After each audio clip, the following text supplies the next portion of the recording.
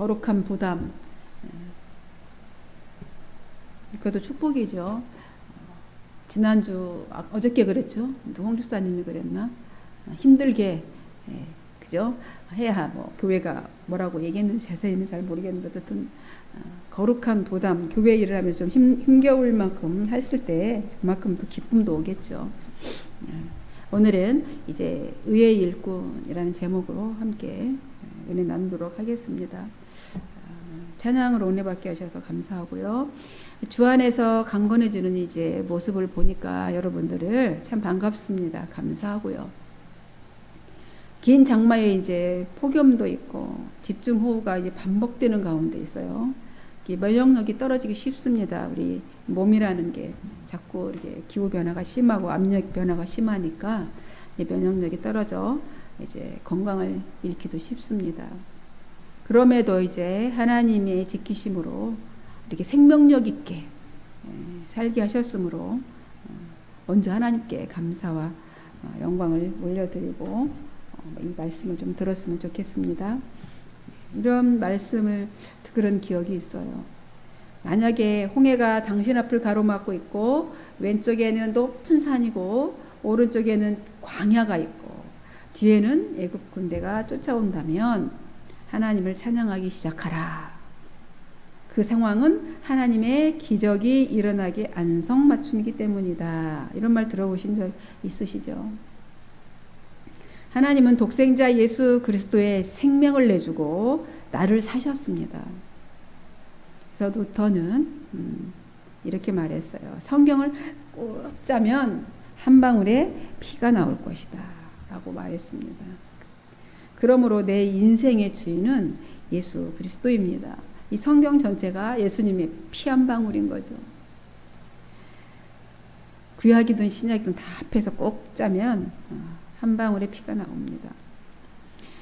그래서 예수 그리스도가 나를 샀기 때문에 내 인생은 내 것이 아니에요. 내 인생은 나의 것이 아니라 그리스도의 것입니다. 내 마음대로 사는 것이 아니라 하나님 마음대로 살아야 됩니다. 하나님은 길을 만드시는 분이세요. 우리 인생의 길을 만드시고 내 삶의 여정 가운데서 가장 좋은 길이 어디인지 아시는 분이십니다. 그래서 그분을 우리 믿고 신뢰하고 가는 거죠. 길이 막혔다면 새롭게 뚫어주시고 열어주실 수 있는 분이십니다. 그래서 그분을 신뢰하고 우리가 함께 동행했으면 좋겠습니다. 네, 오늘은 고린도후서 16번째 시간이지요. 이제 11장을 오늘 이제 전체를 살펴보겠는데요. 좀 길어서 15절까지만 읽었습니다. 바울은 이제 이 말씀 들어가기 전에 이제 지난 시간에 살폈던 말씀을 요약하자면 자신에 대해 오해하고 있는 부정적인 말들을 하고 있는 사람들에게 대해서 자신을 변호했습니다. 비록 자신은 육신을 입고 세상 속에 살아가고 있지만 육신의 욕망에 따라서 자기는 속된 싸움을 하고 있는 것이 아니다. 이렇게 말합니다. 자신은 세상의 모든 궤변들을 무찌르기 위해서 어떠한 견고한 진도 무너뜨리는 하나님의 강력한 무기로 영적인 싸움을 하고 있다. 이렇게 말하고 있습니다. 그리고 우리 나의 겉모습, 이런 연약한 모습을 보고 사람을 판단하지 말라. 그렇게 말하면서 자신의 사도권에 대해서 말을 했습니다. 그래서 자신은 하나님의 뜻으로 말미암아 그리스도 예수께로부터 받은 사도의 직분에 대해서 내가 다소 이렇게 드러내놓고 자랑한다고 하더라도 그 점에 대해서는 자기는 부끄러울 것이 없다. 이렇게 말했습니다. 기억나시죠? 왜냐하면 그 권위는 성도를 세우기 위해서 주신 것이지 그렇기 때문에 자랑할 것이 있다면 자기는 주 안에서 자랑하라 또한 우리에게 권면을 했습니다. 그래서 우리의 자랑은 하나님께서 가장 좋은 것을 우리에게 주셨잖아요. 예수 그리스도 그분이어야 한다는 것이죠. 우리의 자랑은 예수 그리스도여야 합니다. 하나님의 일을 내가 스스로 내세워서 자랑하는 것은 의미가 없다라고 단정적으로 말했죠. 그러면서 하나님이 내세워 주셔서 인정받는 사람이 참된 하나님의 일꾼이다라고 이렇게 말했습니다. 그리고 오늘 11장에서도 바울은 자신의 사도권에 대한 변호를 계속 이어가고 있습니다. 1절을 먼저 읽어보면 원하건대 너희는 나의 좀 어리석은 것을 용납하라. 청하건대 나를 용납하라. 이렇게 시작하고 있습니다. 여러분 솔직히 바울은 인간적인 시각으로 볼 때 외모적인 그런 빼놓고는 조금도 부족한 것이 없는 사람입니다. 완전한 스펙을 가지고 있는 사람입니다. 그런데 바울이 이 성도들에게 아주 구차하게 이게 그런 모습을 드러내 보이고 있습니다. 나의 어리석은 것을 좀 용납하라 이렇게 말하고 있습니다. 다시 말하면 내가 좀 어리석은 말을 하더라도 참아주십시오. 이런 말이죠. 이해해 주시기 바랍니다. 라는 것입니다. 여기서 바울이 어리석다고 했는데 정말로 바울이 어리석었다라는 그런 말입니까? 진짜 바울이 어리석습니까? 그런 의미가 아니죠. 성도들에게 어리석게 보여지고 있다라는 것을 의미하고 있는 거죠. 너희들이 나를 어리석게 보고 있는데 그 어리석다라고 생각하는 사람의 좀 말을 이해하고 들어주라. 이렇게 말하는 거죠. 왜 어리석다고 했겠습니까? 왜냐하면 그 당시에 바울은 사례비를 받지 않았습니다. 고린도 교회에서 사역할 때 사례비를 받지 않았어요. 요즘에는 사례비 안 받고 목회를 한다 그러면 막 크게 칭찬하고 치켜 세우잖아요. 우리 교회 목사님 사례비를 잘 안 받습니다라고 이렇게 칭찬을 다소 할 수는 있겠으나 그 당시 문화는 그렇지 않았던 것입니다. 그저 당시 문화는 그렇지 않았어요. 왜냐하면 사상가들이나 이제 철학자들이 들어다니며 강연을 했지 않습니까? 이 헬라 그 문화에 젖어 있던 사람들은 항상 늘 새로운 거를 추구했어요. 그래서 어떤 정보를 늘 이런 분들 통해서 들었는데 그들이 들어다니면서 강연하고 이제 사례비를 받는 것이 관례였어요. 그들이 먹고 사는 방편이었기 때문에 가서 강의를 하고 강의를 받잖아요. 이런 방편이었는데 인기가 많으면 군중들이 많이 오겠죠. 많이 모이니까 사례비가 그에 따라서 지금 우리도 마찬가지죠. 유명 강사, 일타 강사는 천문학적인 숫자의 강의를 받더구만요. 이렇게 많은 사례비가 있었습니다. 그래서 무슨 메시지를 전하느냐 이런 것보다는 어떻게 전하느냐. 우리도 그렇잖아요. 무슨 메시지보다도 어떻게 더 전하느냐가 더 중요했습니다. 그래서 그 시대에 뭐가 발달했다고 그랬습니까? 수사학, 그죠? 웅변학원 다니고 어떻게 하면 말을 가장 예쁘게 사람들의 귀에 쏙 들어오게 할까, 이런 학문이 발달해 있었다는 것이죠. 그런데 바울은 이제 고린도 교회에 있을 때 뭐 했어요? 천막 짓는 일을 했습니다. 그죠? 자기 생활을 하기 위해서 생활비 충당을 하면서 복음을 전했습니다. 복음 전할 때 그래서 자기는 사례비를 받지 않았습니다. 그 위에는 전에도 말씀드렸지만 성도들에게 짐을 지우고 싶지 않아서라고 얘기했고요. 특히 왜 복음을 일반 철학자처럼 이렇게 여길까봐 그런 강연자들처럼 자기가 사례비 받고 하면 그들이나 다 똑같잖아요. 그런 생각이 있었기 때문에 안 받았습니다. 바울은 사례비를 받지 않고 있는 데다가 그렇게 사람들이 시각으로 볼 때, 사람들이 바라볼 때 말씀을 전하는데 좀 어눌하잖아요. 말솜씨가 현란한 그 수사학을 가지고 하는 이들에 비해서 어눌하잖아요. 인기가 없었겠죠. 다른 강연자들과 좀 달라 보였죠. 그러니까 이것을 부정적으로 보는 사람들이 있었다는 거죠. 그래서 부정적으로 보는 사람들은 이렇게 말하는 거죠. 아유, 저 사람이 많이 배워서 지식은 있는 것 같은데 도대체 무슨 말 하는지 덩 모르겠구만. 그래도 사례비를 안 받는 거 보니까 좀 양심은 있는 것 같네. 이렇게 취급을 하는 거죠. 한마디로 강연자로서 자격이 좀 떨어진다, 미달이다, 이런 말들을 했겠죠. 부정적으로 보는 사람들이, 세상적인 관점을 갖고 있는 사람들이. 근데 이런 시각으로 자기를 바라보고 있고 이런 말을 정말 귀에 듣는다면 울컥하지 않을 것 같아요? 울컥할 것 같죠. 복음 전하면서 이런 얘기를 들으면 정말 저는 이 얘기를 말씀을 보면서도 울컥하더라고요. 모욕감도 느끼겠죠. 그죠? 모욕감도 느낄 것이고. 생명 걸고 복음을 전하고 있는데, 생명 뼈를 묻을 생각으로 복음을 전하고 있는데, 그렇게 말을 한다면 정말 울컥하겠죠. 그런데 바울은 이렇게 반응합니다. 이것을 용납해달라. 용납해달라고 합니다. 자신의 그런 점, 그렇게 부족하고 이런 면들을 좀 참아달라. 참아주고 좀 들어달라. 이렇게 얘기하는 겁니다. 아직까지도 그래왔지만 자신이 좀 어리석은 좀 말을, 너희들이 듣기에 좀 어리석은 말을 좀 하더라도 좀 참고 자신의 말을 꼭 들어달라는 얘기죠. 그러면서 2절에 이렇게 말합니다. 내가 하나님의 열심으로 너희를 위하여 열심을 내노니 내가 너희를 정결한 처녀로 한 남편인 그리스도께 드리려고 중매함이로다. 이렇게 말합니다. 하나님의 열심. 제가 특별히 이 하나님의 열심의 찬양을 주문을 해서 들었는데요. 하나님의 열심. 감동받으셨죠. 하나님의 열심이 그런 것입니다. 하나님의 열심은 하나님의 질투심을 말하는 거예요. 내가 너를 이만큼 사랑하기 때문에 너도 나만 바라보라. 그죠? 하나님의 질투심입니다. 인류 구원을 위한 거룩한 열정을 말하는 거죠. 바울이 고린도 교회 성도들을 향해 이 열심이 있다는 거예요. 이런 하나님의 열심이 자기 안에 있다라고 과감하게 지금 말하고 있습니다.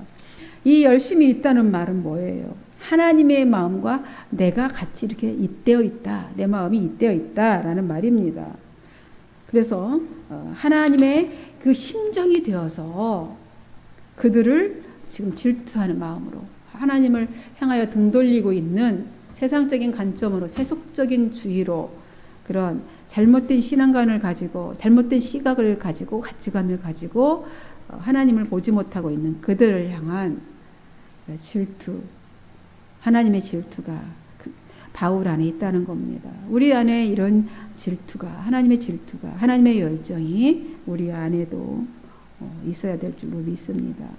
그러면서 자신은 성도들을 그리스도와 이렇게 약혼시키기 위해서 순결한 신무로 이렇게 신랑이신 누구를 그리스도를 그분을 소개시키는 중매쟁이다. 자기는 그렇게 이야기합니다. 자기는 중간에 소개시키는 자다. 그런데 이제 걱정하는 것이 있다는 거예요. 바울이 걱정이 되는데 너희들이 정말 걱정된다. 왜 하와가 뱀의 간교한 꾀에 빠져서 속임을 당한 것처럼 이 3절에 그렇게 말하죠. 하와가 뱀의 간교한 꾀에 빠져서 속임을 당한 것처럼 성도들도 유혹을 받아서 너희들도 그러니까 고린도 교회에 있는 너희 성도들도 유혹을 받아서 그리스도에 대한 순결한 그 마음 그 마음과 신실했던 그 헌신이 부패되지는 않을까. 항상 자기는 염려되고 속을 졸이며 마음 졸이고 있다는 겁니다. 이 마음은 바로 어떤 마음이에요? 자녀를 향한 부모의 마음이죠. 밖에 자녀가 나가 있으면 늘 마음이 졸이잖아요. 혹시 나쁜 놈을 만나지 않을까? 혹시 어떤 사고를 당하지 않을까? 이런 마음으로 항상 마음 졸이고 눈에 볼 때까지 바라보는 그런 부모 마음과 같은 마음이지요. 바울이 하는 이 고린도 교회에 대한 이 현실적인 걱정이 있었습니다. 그 현실적인 걱정이 바로 오늘 4절에 만일 누가 가서 우리가 전파하지 아니한 다른 예수를 전파하거나 혹은 너희가 받지 아니한 다른 영을 받게 하거나 혹은 너희가 받지 아니한 다른 복을 받게 할 때는 너희가 잘 용납하는구나 이렇게 말합니다. 이게 현실적인 지금 바울의 걱정인 거죠. 그러니까 바울이 전파하지 아니한 다른 예수를 전파한다는 거예요. 예수님은 그런 분이 아닌데 전혀 다른 예수를 전파하고 있는데도 너무 쉽게 그들이 받아들이고 있다는 거예요. 또 그들이 받은 것, 예수 그리스도의 영, 성령을 부어서 성령의 기름을 부어서 했는데 다른 영을 또 쉽게 받아들이는 거예요. 예수의 영이 아닌 성령이 아닌 다른 영도 쉽게 받아들이고 있다는 겁니다. 성도들이 분별력이 없으니까 다른 복음을 전해도 잘도 받아들이고 있다는 거예요. 그것이 너무너무 지금 현실적인 걱정이다. 이렇게 바울이 말하고 있는 겁니다. 그렇게 되는 것은 왜 거짓 교사들이 교회 안에 들어와서 지금 자칭 예수라고 하며 성도들을 현혹하고 있다는 것이죠. 어떤 이들은 근데 뭐 이렇게 말하는 거죠. 막 그들이 주장하는 게 뭐예요? 뭐 예수님만 믿는다고 어떻게 구원받겠어? 뭐 우리가 아직까지 지켜온 전통이 있는데, 율법을 모세 그 유대한 지도자 모세가 준 그 하나님을 통해서 받은 그 율법을 지켜오면서 우리는 구원에 이르는 줄 알고 그렇게 살아왔고, 율법도 지켜야 되고 또 하나님께서 할례도 행하라고 하셨는데 할례도 받고 율법도 지켜야지 어떻게 예수만 믿는다고 구원받겠어? 정말 너무 이게 받아들여지기, 그죠? 말이 너무 타당성 있게 들리는 거죠. 이게 바울이 전한 복음에 이렇게 물타기를 해요. 항상 우리 사기치는 사람들이 100% 다 거짓말 아니거든요. 90%는 진실이에요. 단 끝에 가서 10% 내지 하면 한 1%만 탁 트는 거죠. 끝에 가서 100% 다 믿어요, 사람들이. 이렇게 물타기를 해서 복음을 흐리고 있다는 겁니다. 심지어 거짓 교사들이 예수의 영이 아닌 다른 영을 받도록 말하는데도 잘도 받아들이고 있다는 겁니다. 바울은 거짓 교사와 이 세속주의가 이제 교회로 들어와서 유사 기독교, 그죠? 유사 기독교, 유사 진리로 이제 복음을 혼탁하게 하고 교회를 흔들어대고 있는데도 분별하지 못하고 다 받아들이고 있는 성도들이 심히 염려스럽다는 겁니다. 그래서 바울이 이렇게 말합니다. 너희 성도들이 지극히, 지난주에도 살펴본 말씀이죠. 5, 6절이죠. 지극히 크다고 하는 사도들, 그러니까 바울을 반대한 이 거짓 선지자들을 이제 풍자에서 말한 거예요. 너희들이 크다고 하고, 그들은 이렇게 수사하게 뛰어나고 막 이렇게 현란한 말로 하는 그들이 진짜 사도 같다라고 말하잖아요. 그런 사도들보다 나는 조금도 부족한 것이 없다. 이렇게 바울이 말합니다. 비록 자신은 말재주가 그들보다 없겠지. 말재주가 그들보다 없을지 모르나 지식적으로는 그렇지 않고 이 사실을 내가 분명히 보여줬다. 편지를 통해서도 정확하게 말씀을 해석해서 분명히 보여줬고, 또 성도들을 내가 높이기 위해서 최대한 자신을 낮추고 값없이 하나님의 복음을 전했다. 이렇게 자신을 변명하고 있습니다. 그러면서 사례비를 안 받는 부분에 대해서는 이렇게 말합니다. 8절 9절에 내가 너희를 섬기기 위하여 다른 여러 교회에서 비용을 받은 것은 탈취한 것이라. 또 내가 너희에게 함께 있을 때 비용이 부족하였으되 아무에게도 누를 끼치지 아니하였음에도 마케도냐에서 온 형제들이 나의 부족한 것을 보충하였음이라. 이렇게 말합니다. 고린도 교회를 섬기기 위해서 이제 다른 교회들로부터 이제 경제적인 지원을 받았다는 말이죠. 마게도냐, 말하자면 그들은 다른 교회에서 이것은 다른 교회에서 싹스를 탈취한 것이다. 내가 너희를 섬기고 있는데 사례비는 어디서 받았다는 거예요?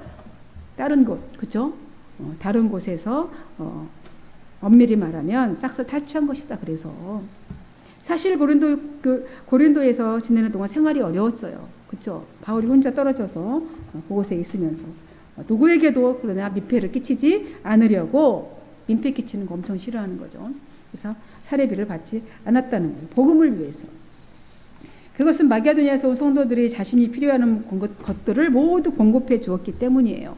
거기에서 오는 사람들이 자신을 찾아와서 필요한 것들을 공급해 줬다는 거예요. 모든 면에서 여러분에게 짐이 되지 않으려고 애썼고 그 짐은 앞으로도 나는 마찬가지로 절대 너희에게 짐지우지 않을 것이다. 이렇게 말합니다. 그리스도의 진리가 지금 자신 속에 있으니 아가야 지방에 살고 있는 어느 누구도, 그러니까 고린도 아가야 지방, 고린도 지방에 있는 그 주변에 있는 그 지방에 살고 있는 어느 누구에게도 자신에게 이런 자랑을 멈추게 할 수 없을 것이다. 나는 계속해서 그렇게 할 것이다. 라는 말이죠. 자신이 이렇게 하는 이유는 너희 고린도 교회 성도들을 사랑하지 않아서가 결코 아니다. 자신이 고린도 교회 성도들을 사랑한다는 것은 하나님께서 잘 알고 계실 것이다. 라고 11절에 그렇게 말합니다. 그리고 자신은 지금 행하는 대로 앞으로도 지금 계속 그렇게 해나갈 것이다. 절대 입장 바꾸지 않겠다는 거예요.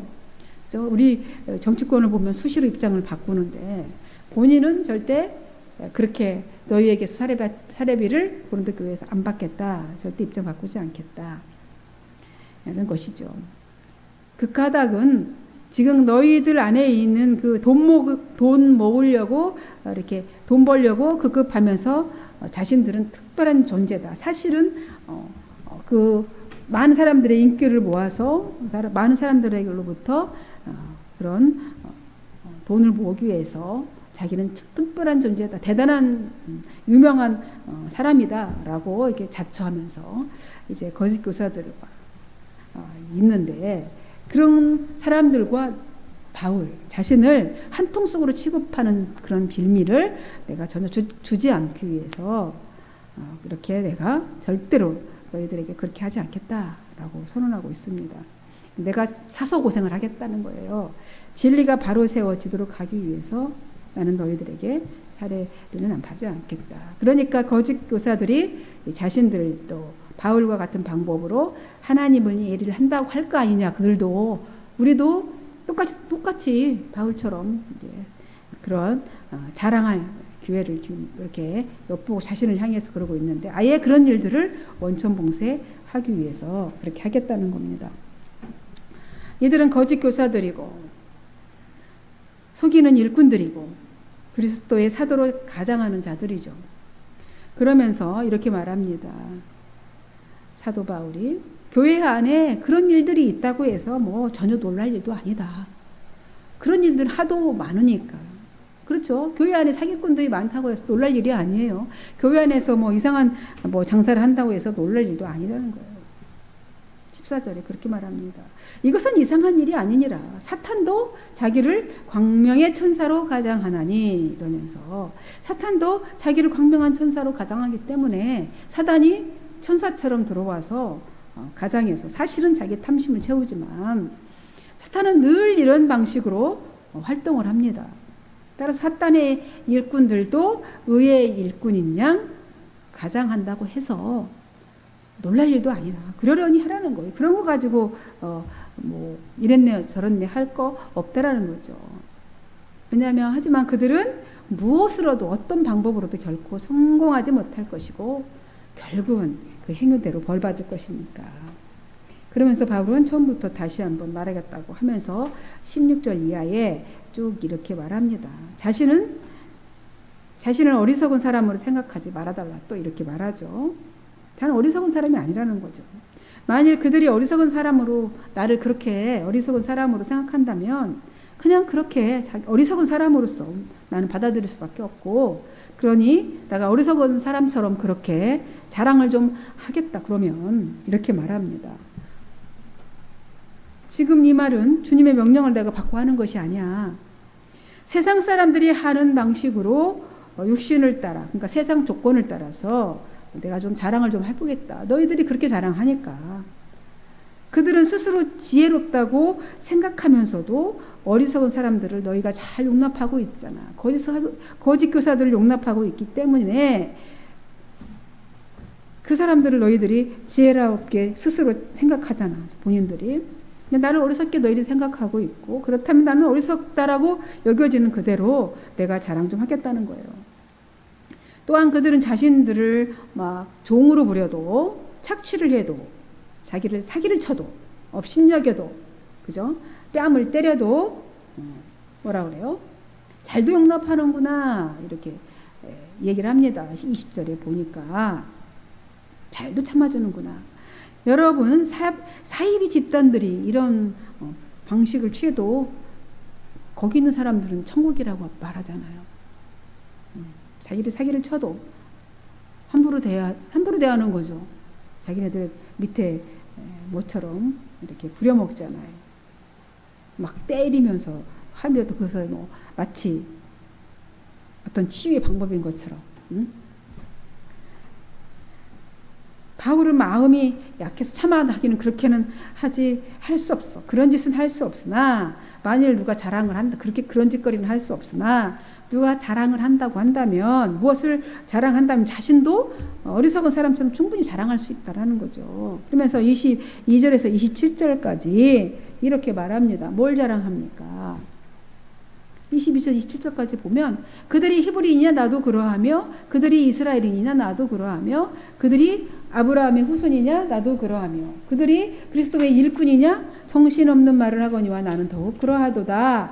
내가 수고를 넘치도록 하고 옥에 갇히기도 더 많이 하고 매도 수없이 맞고 여러 번 죽을 뻔하였으니 유대인들에게 40에서 하나가만 매를 5번 맞았으며 3번 태장으로 맞고 1번 돌로 맞고 3번 파선하고 1주야를 깊은 바다에서 지냈으며 여러 번 여행하면서 강의 위험과 강도의 위험과 동족의 위험과 이방인의 위험과 시내의 위험과 광야의 위험과 바다의 위험과 거짓 형제 중에 위험을 당하고 또 수고하여 애쓰고 여러 번 자지 못하고 줄이며 목마르고 여러 번 굶고 춥고 헐벗었노라.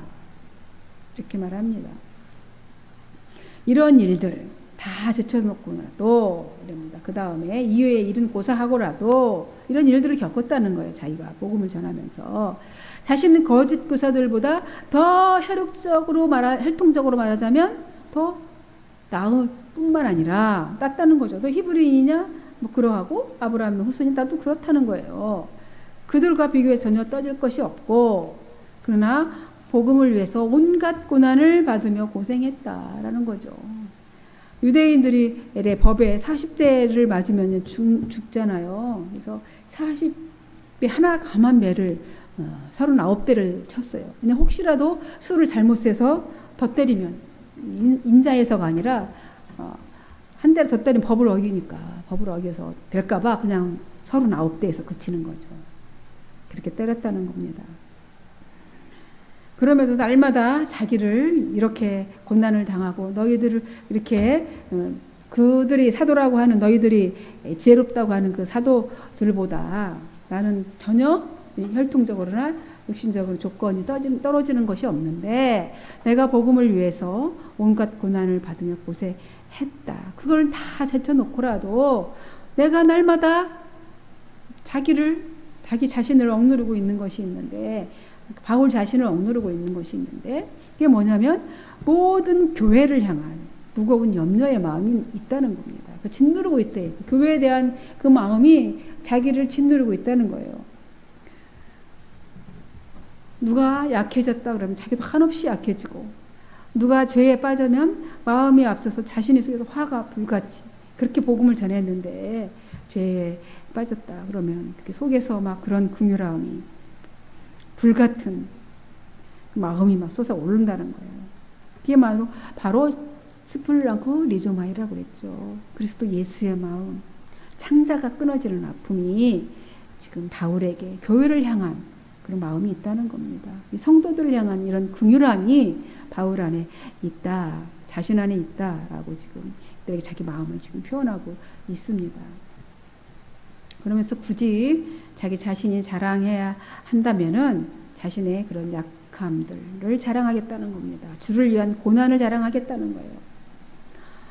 여러분, 하나님의 일을 하는 데 있어서 이렇게 두 종류의 일꾼들이 있습니다. 하나님의 열심으로 이렇게 하는 의의 일꾼이 있고요. 자신의 더러운 이 탐심을 다 숨기고 광명한 천사로 그럴듯하지만 실상은 사탄을 위해서 일하는 사탄의 일꾼이 있습니다. 바라옵기는 우리의 마음이 하나님과 마음과 잇대어져서 우리 지체를 의의 무기를 내주어서 의의 일꾼이 되기를 간절히 바랍니다. 우리 모두 우리 지체를 성령님께 내주어서 모두 의의 무기가 됩시다. 아멘. 살아계신 하나님 아버지 감사합니다. 오늘도 사도의 마음을 우리에게 보여주면서 그리스도 예수의 마음이 어떤 것인지 알게 하셨습니다. 주님, 우리를 향한 하나님의 그 마음, 창자가 끊어지는 아픔, 우리의 죄를 보고 아파하며 우리의 연약함을 보고 한없이 마음 아파하시는 그 하나님의 마음을 우리가 오늘 읽습니다. 오늘 우리가 우리의 지체를, 우리의 생각과 마음과 우리의 모든 육신을 성령님께 내줍니다. 우리의 몸을, 우리의 지체를 의의 도구로 써 주시옵소서. 감사하고 그리스도신 예수님의 이름으로 축복하고 기도하옵나이다.